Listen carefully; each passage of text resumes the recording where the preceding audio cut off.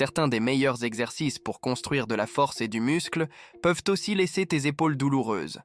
Et le plus frustrant, c'est que cela n'a généralement rien à voir avec la qualité de l'exercice lui-même. Dans la majorité des cas, le mouvement est parfaitement valable. Ce qui pose problème, c'est la position dans laquelle ton épaule se retrouve pendant son exécution.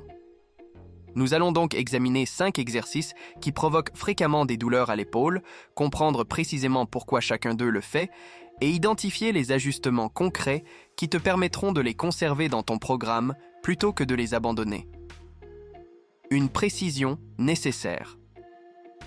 Avant de commencer, chacun des exercices présentés ici est un bon exercice. Cela doit être dit clairement dès le départ. L'objectif n'est pas de te dire qu'il faut les retirer de ton entraînement. Il s'agit d'expliquer pourquoi certaines façons de les exécuter placent l'épaule dans une position défavorable, particulièrement chez quelqu'un qui présente déjà une limitation, une raideur ou des antécédents de gêne à cette articulation. Et si tu pratiques l'un de ces mouvements depuis des années, sans jamais ressentir la moindre douleur, en l'exécutant normalement, continue exactement comme tu le fais. Rien de ce qui suit ne te concerne. L'objectif est simplement de comprendre pourquoi ces mouvements génèrent des douleurs chez certaines personnes lorsqu'ils sont mal exécutés, afin que tu puisses identifier si c'est ton cas. 1. Les tractions. La traction pose généralement problème tout en bas du mouvement, c'est-à-dire précisément la partie à laquelle personne ne prête attention. Lorsque tu arrives en extension complète et que tu relâches totalement ton corps, en laissant tes épaules remonter vers tes oreilles, ton poids de corps se met à tirer directement sur l'articulation elle-même. Plus rien ne la soutient activement. Les muscles qui devraient te maintenir l'ensemble en place se sont essentiellement désactivés et toute cette charge suspendue part directement dans la structure de l'épaule. Cela crée une tension importante à l'intérieur de l'articulation et peut se révéler vraiment inconfortable pour quiconque présente déjà une instabilité ou une irritation dans cette zone. Ce qui prend les gens au dépourvu, c'est que la position basse ressemble à un moment de repos. Tu viens de terminer une répétition difficile, tes bras se tendent et tout relâcher paraît être une pause naturelle avant la suivante. Mais ce bref soulagement correspond exactement au moment où l'articulation subit le plus de traction passive, et le répéter à chaque série de chaque séance finit par s'accumuler. Il existe également une dimension liée à la performance. Quelqu'un qui contrôle cette position basse et maintient ses omoplates engagées produit de la force sur toute l'amplitude. Quelqu'un qui s'y effondre repart à chaque fois d'une position morte et non soutenue, ce qui rend la répétition suivante plus difficile, sans apporter la moindre protection en échange. La correction ne te coûte rien en termes de résultats. Avant de commencer à tirer, et de nouveau en revenant en bas, conserve un minimum de tension active dans tes omoplates, en les tirant légèrement vers le bas plutôt qu'en les laissant remonter vers tes oreilles. Tu atteins toujours l'extension complète du coude, tu conserves l'amplitude totale, tu cesses simplement d'abandonner l'articulation pendant que tu es en bas. 2. Le rowing vertical. Sur le rowing vertical, les problèmes apparaissent généralement lorsque tes coudes montent nettement plus haut que tes poignets. Cette position place ton épaule en rotation interne, pendant que le bras est simultanément élevé. C'est la combinaison de ces deux éléments qui crée le problème. Ajoute de la charge à cette combinaison et tu augmentes la compression à l'intérieur de l'articulation, ce qui peut irriter les structures de la coiffe des rotateurs situés dans cet espace. Plus tu cherches à tirer la barre haut en gardant ses coudes très élevés, plus cette sensation de pincement ou de frottement tend à s'intensifier. C'est un schéma assez prévisible, et c'est précisément pour cette raison que cet exercice possède une réputation aussi partagée, alors qu'il reste efficace pour de nombreuses personnes qui l'exécutent différemment. Ce qui complique encore les choses, c'est que la gêne n'apparaît pas toujours immédiatement. Beaucoup de pratiquants réalisent ce mouvement pendant des mois sans rien ressentir, puis commencent progressivement à percevoir quelque chose lors des développés au-dessus de la tête, voire simplement en attrapant un objet sur une étagère haute. L'exercice ne produisait pas une douleur aiguë, il produisait une irritation légère et répétée qui s'accumulait silencieusement. La largeur de prise entre également en jeu. Une prise très serrée oblige les coudes à monter encore plus haut par rapport aux mains pour terminer le mouvement, ce qui accentue exactement la position problématique. Une prise plus large modifie considérablement la géométrie et se révèle nettement plus confortable pour la plupart de ceux qui ont déjà ressenti une gêne avec la version classique. L'amplitude constitue l'autre variable ajustable. La plupart des gens tirent aussi haut que physiquement possible, parce que cela ressemble à la version complète de l'exercice. Mais s'arrêter lorsque tes bras atteignent environ la hauteur des épaules te donne la grande majorité du bénéfice, tout en évitant la zone où la compression devient la plus marquée. 3. Le squat, à la barre. Il peut sembler étrange d'évoquer une douleur à l'épaule dans un exercice destiné aux jambes, mais le problème ici n'a rien à voir avec tes jambes. Il concerne uniquement la position nécessaire pour maintenir la barre en place. Lorsque la barre est placée très bas sur le dos, ou que la prise est très serrée, tu dois emmener tes bras et tes coudes considérablement vers l'arrière pour tout sécuriser. Cela exige une réelle mobilité et une bonne rotation externe de l'épaule. Pour quiconque ne dispose pas de cette amplitude, la réaction naturelle consiste à forcer l'articulation dans cette position malgré tout, simplement parce que la barre doit tenir. Chaque série devient donc un étirement répété dans une position à laquelle ton épaule n'est pas préparée, tout en supportant une charge importante.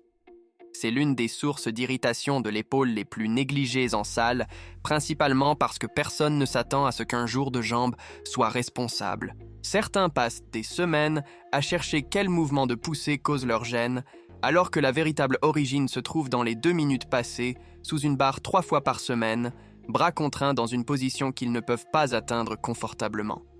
L'épaule subit par ailleurs une demande vraiment inhabituelle ici. Elle ne produit pas de force et ne parcourt aucune amplitude. Elle maintient une position statique et étirée pendant que l'ensemble du corps absorbe une charge lourde et exécute un mouvement de squat. La moindre instabilité se trouve considérablement amplifiée par le poids posé sur ton dos.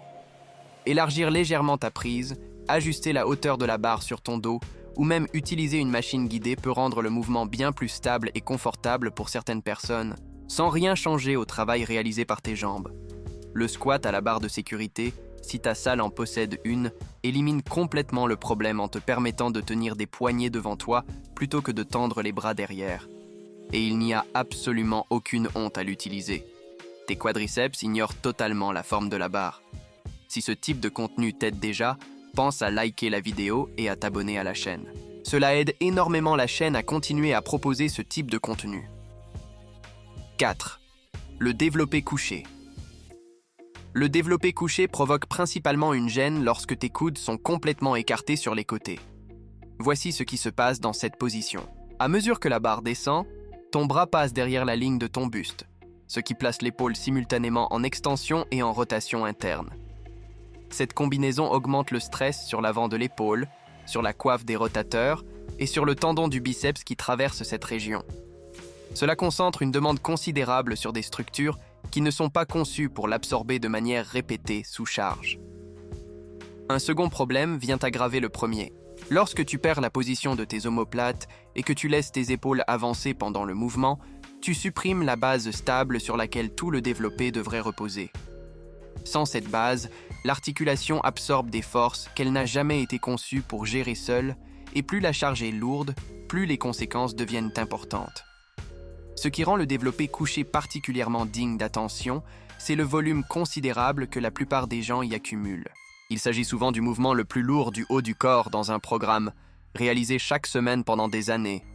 Une position seulement légèrement problématique devient franchement problématique une fois multipliée par des milliers de répétitions et des charges progressivement croissantes. La trajectoire de la barre compte également. Descendre la barre haut vers la clavicule oblige naturellement les coudes à s'écarter davantage et augmente ce stress. L'amener plus bas vers la base de la poitrine permet aux coudes de rentrer dans un angle bien plus soutenable, généralement autour de 45 degrés par rapport au buste. Positionner tes omoplates avant de décrocher la barre constitue l'autre moitié de la solution et cela doit se produire avant que le poids ne soit dans tes mains, pas après. Tire-les vers l'arrière et vers le bas contre le banc, crée cette plateforme stable et maintiens-la pendant toute la série plutôt que de la laisser se dissoudre à la 5e ou 6e répétition, quand les choses deviennent difficiles. 5. Les dips. Les dips deviennent inconfortables principalement lorsque tu pousses la profondeur trop loin. Plus tu descends, plus tes bras passent derrière ton corps et plus l'extension imposée à ton épaule augmente. C'est simplement la mécanique du mouvement, et elle devient progressivement plus exigeante à mesure que tu descends. Si tes épaules commencent en plus à basculer vers l'avant, ce qui arrive fréquemment dès que la fatigue s'installe. Le stress sur la partie antérieure de l'articulation augmente considérablement.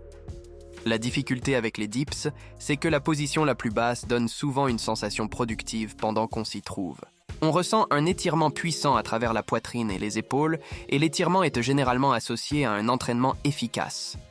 Mais il existe une différence importante entre solliciter un muscle en position allongée et simplement pousser une articulation vers la limite de son amplitude disponible tout en supportant l'intégralité de son poids de corps.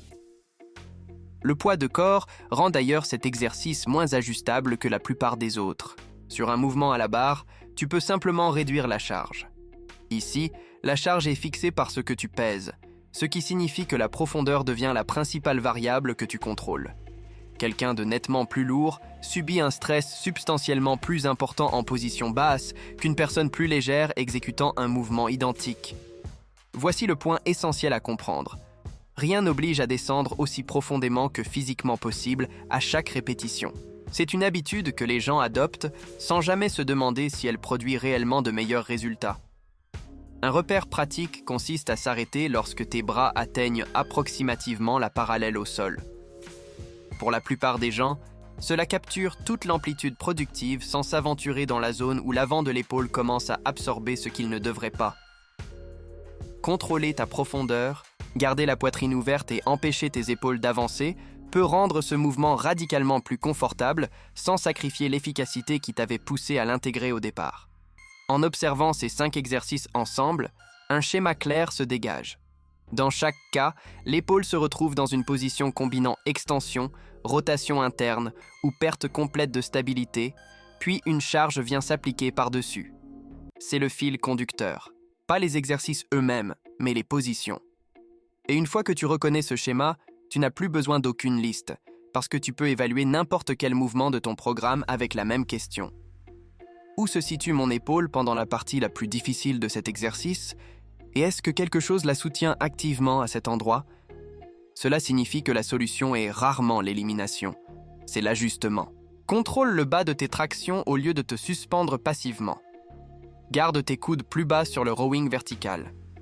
Trouve une position de barre et une largeur de prise que tes épaules peuvent réellement accommoder au squat. Rentre tes coudes et verrouille tes omoplates au développé couché. Cesse de chercher la profondeur maximale au dips. Il y a autre chose qui mérite d'être dit, parce que c'est là que la plupart des gens se trompent après avoir regardé une vidéo comme celle-ci. L'instinct pousse généralement vers le tout ou rien.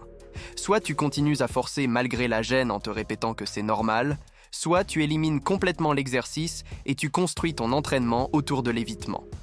Les deux approches te coûtent quelque chose. La première érode lentement une articulation dont tu auras besoin pendant des décennies. La seconde supprime des mouvements qui t'ont réellement construit. La voie du milieu est presque toujours la bonne. Conserve l'exercice, modifie l'exécution et observe comment ton épaule répond au cours des semaines suivantes. Il faut aussi être honnête sur les délais. Une gêne à l'épaule apparaît rarement du jour au lendemain, et elle disparaît rarement du jour au lendemain non plus. Si tu renforces une position problématique depuis 2 ans, l'ajuster cette semaine ne produira pas de résultat d'ici vendredi. Accorde à chaque changement 1 mois complet avant de juger s'il a fonctionné et attends-toi à une amélioration progressive plutôt que spectaculaire. Et si quelque chose provoque une douleur vive plutôt qu'un simple inconfort, il s'agit d'une conversation entièrement différente. Les ajustements techniques règlent les problèmes techniques. Une douleur aiguë persistante mérite une véritable évaluation par quelqu'un de qualifié pour la réaliser, pas une vidéo et une supposition optimiste. Tes épaules doivent durer bien plus longtemps que n'importe quel cycle d'entraînement. De petits changements, appliqués avec constance, font généralement toute la différence entre un exercice qui te construit pendant des années et un exercice qui t'use lentement sans que tu ne t'en aperçoives jamais. Quelle est l'idée qui t'a semblé la plus utile ? Si ce type de contenu t'aide déjà, pense à liker la vidéo et à t'abonner à la chaîne.